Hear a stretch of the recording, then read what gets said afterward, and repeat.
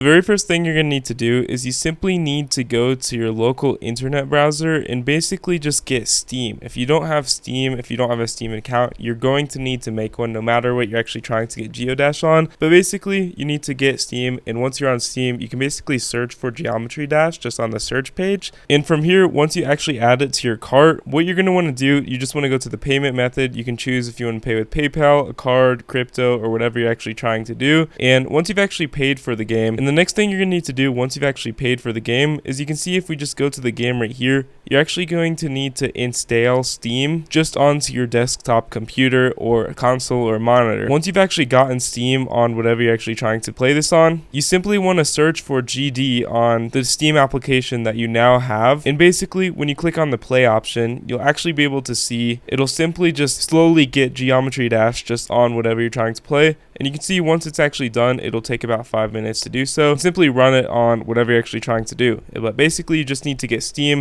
and then you need to get G-Day for about $5, and you can easily run it, which is pretty dang cool.